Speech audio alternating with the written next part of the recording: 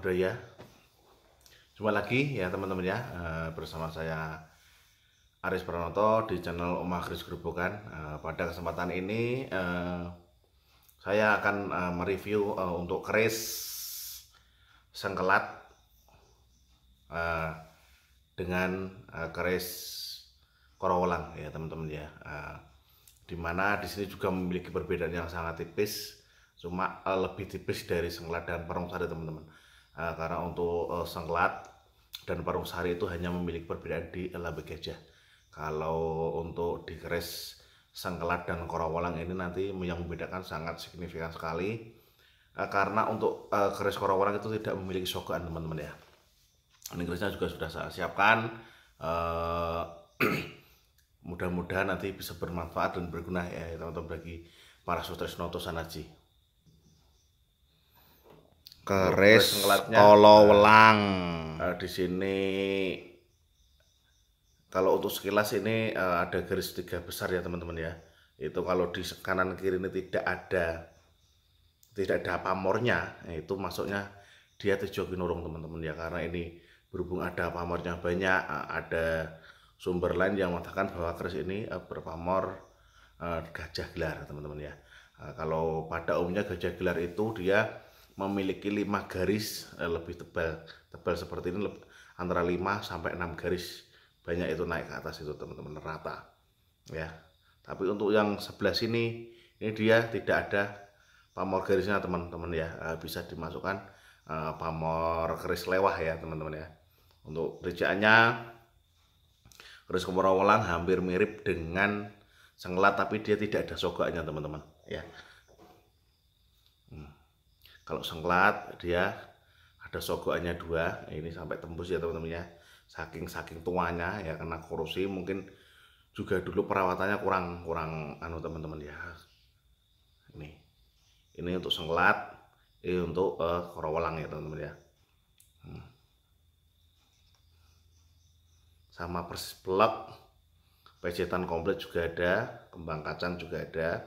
Yang membedakan hanya ini sogokan, ini tidak ada. Gereneng sama-sama ada gerenengnya. Sama-sama ada gereneng. Ini teman-teman ya. Yang pertama kita istilahnya kita babar dulu ya, biar agak keren ya teman-teman ya. Untuk keris korowelang itu kalau diceritakan di dalam cerita pewayangan ya teman-teman ya, itu adalah pusakanya Prabu siapa ya teman-teman, Prabu yang itu loh teman-teman, bapaknya Pandawa, Bapak Prabu Pandu Dewanata teman-teman. Prabu Pandu Dewanata diceritakan bahwa konon keris senjata yang digunakan andalan Prabu Dewanata itu adalah korowelang ya teman-teman ya. Karena dari kata-kata korowelang itu ada banyak arti teman-teman. Ada istilahnya jamak ya, jamak. Ada yang berbilang kalawelang. Kalawelang itu, kala itu waktu, welang itu yang tidak bisa diulang kembali, atau istilah bahasa Jawa itu pokoknya tidak bisa diulang kembali, karena waktu itu ya sudah berjalan, itu berputar. Kalau kita tidak bisa memanfaatkan dengan betul-betul ya berarti akan ketinggalan, kan seperti itu ya teman-teman ya. Ada yang kalau dari versi dalang ya, dalang itu kan biasanya kan ngudar pawulang ya teman-teman. Dalang itu dari kata-kata ngudar pawulang, ngudar keilmuan. Korowelang itu juga sama teman-teman. Korowelang itu dari kata-kata perkoro, piwulang, dan pangiling-ngiling ya teman-teman ya. Kalau dari versi bentuk Islam, kalau dari versi Islam, korowelang itu mewakili 13 rukun Islam teman-teman ya, yang dimulai dari niat sampai salam, 2 salam ya teman-teman ya. Pokoknya saya tidak menerangkan secara komplit untuk secara versi agamis ya teman-teman ya, karena kita berbicara bukan bicara agama. Cuma nih di dalam kaidah Islam, keris korowelang itu juga mempunyai arti yang sangat signifikan yang saya sampaikan tadi ya teman-teman ya. Mulai dari niat, ruku, itidal, membaca Al-Fatihah dan lain-lain sampai salam dua itu ya teman-teman ya. Kembali lagi ke topik Korowelang ya teman-teman. Korowelang itu dalam versi Jawa juga diceritakan bahwa kala itu waktu, welang itu diartikan sebagai simbol ular yang sangat mematikan teman-teman ya. Sama seperti yang saya sampaikan di depan tadi bahwa eh, kala itu waktu, welang itu sebagai sesuatu yang apa ya, binatang yang mematikan tadi. Apabila kita tidak bisa memanfaatkan waktu dengan sebaik-baiknya, maka kita akan rugi teman-teman ya. Kita akan rugi, istilahnya kita akan apa ya, kehilangan kesempatan itu, karena kesempatan itu memang tidak datang dua kali teman-teman ya. Makanya dalam kesempatan ini saya mereview keris kalawelang atau korowelang dan sengklat itu hampir memiliki yang sama apa, filosofi dan apa ya, kegunaan yang sama teman-teman. Secara filosofi, secara tuah ya, tuah yang diceritakan dalam masyarakat pecinta saji bahwa keris korowelang itu eh, bisa istilahnya apa ya, memberikan efek, atau seorang pemimpin atau orang yang berkuasa itu bisa membawa masyarakatnya ke titi toto raharjo gemah repah loh jinawi ya, seperti itu ya teman-teman ya. Dimana seorang pemimpin itu yang pandai memanfaatkan waktu yang sebaik-baiknya, yang istilahnya tidak istilahnya apa ya, tidak seenaknya sendiri ya, itu pasti akan membawa masyarakatnya untuk menuju ke kemakmuran ya, gemah repah loh jinawi ya, seperti itu ya teman-teman ya. Istilahnya kecukupan sandang pangan dan papan ya teman-teman ya. Kemudian untuk keris sengklat teman-teman ya, untuk keris sengklat itu kan diartikan kan sebagai yang istilah yang lazim diceritakan sama teman pecinta atau sanaji itu kan sebagai sengkeleng ati ya. Kata-kata ini istilahnya sengkol itu istilahnya gelo. Nah, gelone ati itu disimbolkan sebagai keris sengklat ya. Di sisi lain secara keilmuan Tosan Aji bahwa sebenarnya keris sengklat itu mengandung arti apa ya teman-teman, itu dulu diciptakan untuk apa ya istilahnya, untuk menyelesaikan masalah atau untuk mengatasi permasalahan yang terjadi sebelumnya, istilahnya seperti itu teman-teman. Karena awal mulanya keris sengklat itu diciptakan kan untuk menandingi kesaktian keris campur baur, yang diceritakan bahwa campur keris campur baur itu dibuat oleh 100 atau 1000 empu, sehingga mungkin doanya itu bercampur-campur dan sehingga menjadi keris yang sangat sakti, dan mungkin doanya saking bercampurnya itu menjadi masalah, sehingga dibuatlah keris sengkelat itu ya teman-teman. Maka diartikan sebagai sengkeleng ati sang raja, karena membuat keris dengan dulu mungkin amarahnya mungkin ya teman-teman ya, dengan amarahnya sehingga perlu keris tandingan yang dinamakan keris sengkelat itu. Dan sehingga diceritakan bahwa keris campur baur tersebut istilahnya meletek teman-teman, meletek atau muspro ya, meletek atau muspro menjadi yang sekarang itu komet itu loh teman-teman, komet atau apa ya, lintang berekor ya istilah orang sekarang ya, karena ada yang menyeluk lintang kemukus karena kedatangannya itu berapa puluh tahun sekali, seperti itu ya teman-teman. Makanya ketika ada lintang kemukus itu diartikan sebagai akan datang masalah ya, itu istilah Titen Jowo ya. Istilah Titen Jowo seperti itu ya teman-teman ya. Kita ke dapur sengklat ya teman-teman ya. Setelah panjang lebar, untuk dapur sengklat itu dipercayai bahwa akan memberikan efek kepada seorang pemimpin atau penguasa, itu akan menjadi berwibawa, bijaksana, atau lebih bisa mengayomi lah ya, lebih bisa mengayomi teman-teman.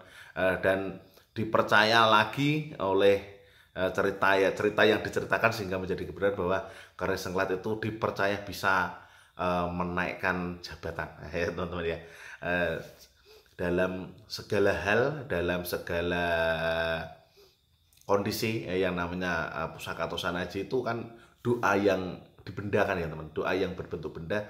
Jadi sehingga sebenarnya bukan hanya keris sengklat saja teman-teman yang bisa mendongkrak istilahnya popularitas mendapat jabatan, cuma nih ada yang difokuskan ya sebenarnya ya, seperti kayak keris sengklat, terus pamor junjung derajat dan lain dan sebagainya ya.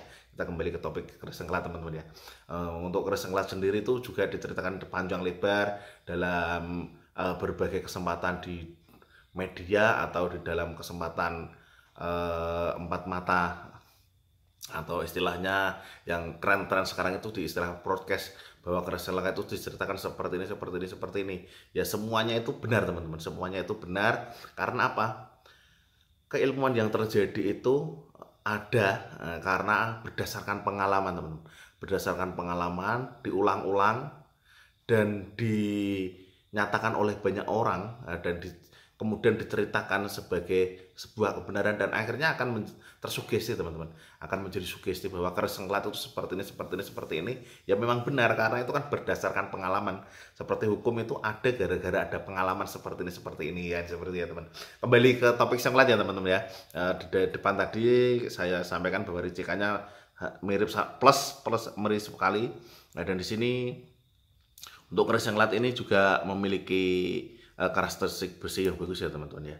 Karakteristik besi yang bagus, juga komornya ini sangat noto sekali, terkesan seperti juga istilahnya ceprit-ceprit teman-teman ya. Dia juga gelikir sapi, ini bilahnya gelikir sapi, kelihatan banget. Ini juga gelikir sapi, sampai saking garapnya keris ini sogokannya tembus. Ini gara-gara dulu perawatannya karatnya sangat berlikit kayak teman-teman ya. Dan yang antik untuk dari kemarinnya ini, saya mendapatkan keris itu banyak yang berpamor sumber teman-teman.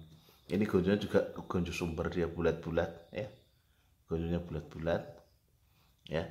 Untuk bilahnya ini juga lebar dengan garap yang sangat tegas lah teman-teman ya.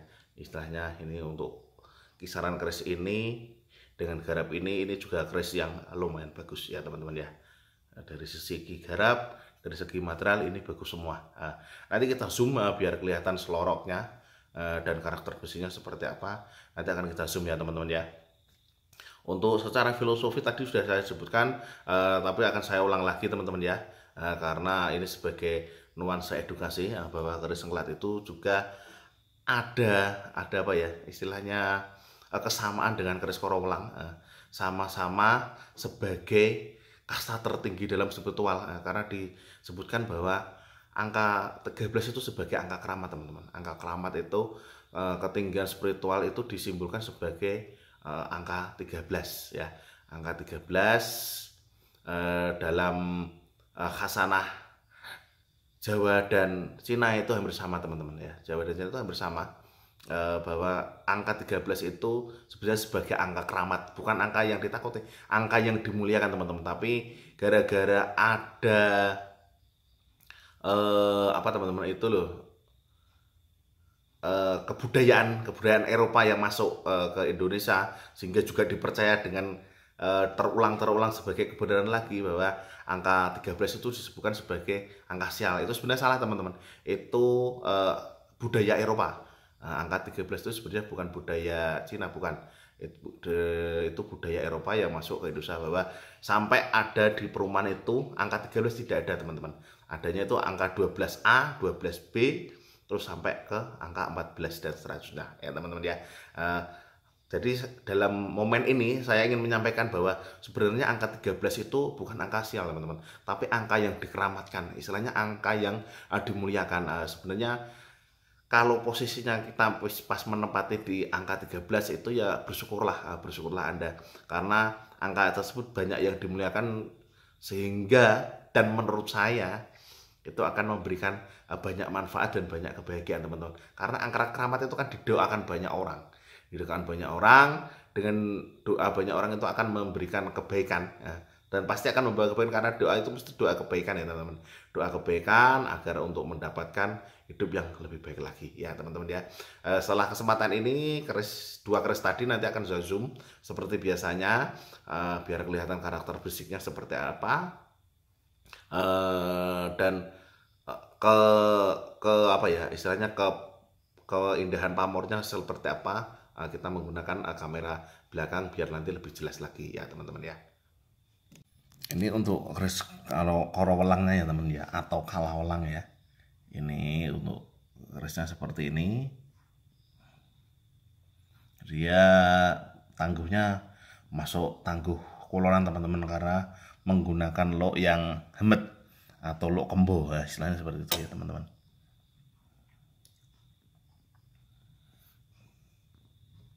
Saya zoom 2 kali teman-teman biar lebih jelas untuk karakteristik pamor dan besinya. Ya, ini teman-teman ya, ini pamor 3 ini naik ke atas tanpa putus sebenarnya ini. Ini kalau tiga garis ini, tapi di kiri kanan itu tidak ada pamor yang mendukung, maksudnya dia keleng ya teman-teman, itu maksudnya pamor atau Jogonirong.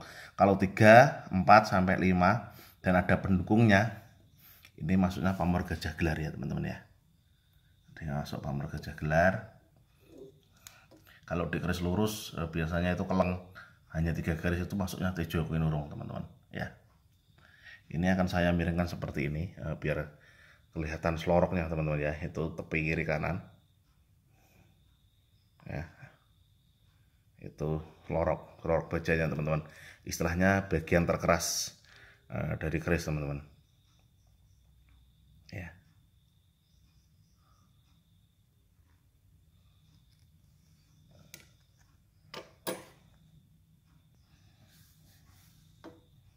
Kalau ini untuk keris sengkelatnya tadi ya teman-teman ya, dia memiliki tatanan pamor yang hampir mirip Mojopahit, tapi untuk keris ini bukan tangguh Mojopahit teman-teman, tapi besinya juga bagus, besinya juga bagus teman-teman. Untuk pamor ini para pecinta dan penggiat Sutasaji ada yang menamai sebagai pamor Tirta Tumates teman-teman ya, atau ada yang bilang tetes yang embun. Kalau di sini tapi uniknya nanti disambung pamor sumber teman-teman. Di sini pamor sumber, nanti di bawah juga ada pamor sumber. Dan kalau pamor ini di tempatnya di pecetan sini teman-teman, ini dibilang sebagai pamor sumur Bandung teman-teman ya. Ini juga didukung pamor sumber lagi ya teman-teman ya. Ini ada yang bilang juga selain tetes yang pun tetes yang lining wareh tetes yang wareh ada, padahal sebenarnya harusnya lining wareh teman-teman ya, mungkin seperti istilahnya banyu milih ya teman-teman ya. Ini saya zoom 2 kali, ini sudah pamor sumbernya biar kelihatan dulu yang di gonjo ya teman-teman, yang di bawah gonjo itu ada berapa itu, 1, 2, 3, 4, 5 kecil paling belakang. Ini saya zoom 2 kali, nanti saya angkat biar kelihatan selorok bajanya ya teman-teman ya.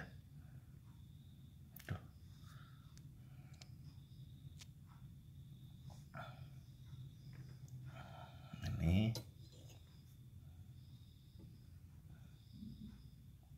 langsung saya balik sambil jalan ya teman-teman kerisnya. Ini bila di zoom sangat kelihatan sekali teman-teman. Oh,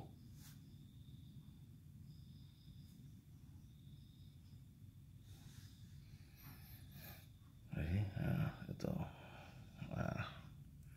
ini kita kembalikan ke posisi normal biar seloroknya itu kelihatan. Kalau di kanan itu yang kiri kanan warna agak abu-abu itu namanya selorok baja teman-teman dalam perkerisan ya, itu selorok baja. Yang hitam di tengah itu adalah besi inti ya, besi inti dan pendukung biar bersama pamor. Sama ini juga nah, itu yang tepi kiri kanan itu namanya selorok baja ya teman-teman ya. Mungkin untuk pembahasan belum teman-teman, kerisnya kita jijirkan dulu ya teman-teman ya, biar untuk membedakan material juga sangat penting teman-teman itu dalam berkeris, biar kelihatan. Langsung saya zoom 2 kali teman-teman biar langsung kelihatan untuk besinya. Untuk besinya ini kalau istilah perkerasan ini agak ngerosok ya teman-teman ya. Nah, karena dari pesisir. Nah, kalau ini bukan pesisir teman-teman.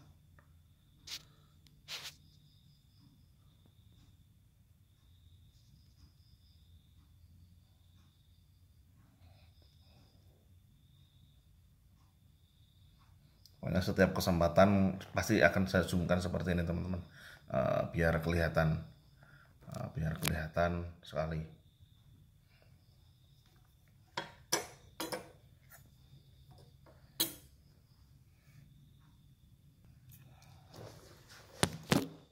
Mungkin itu yang bisa saya sampaikan teman-teman ya, dari channel Omah Kris Gerobokan, channel Tosanaji dan edukasi dari Purwodadi Gerobokan.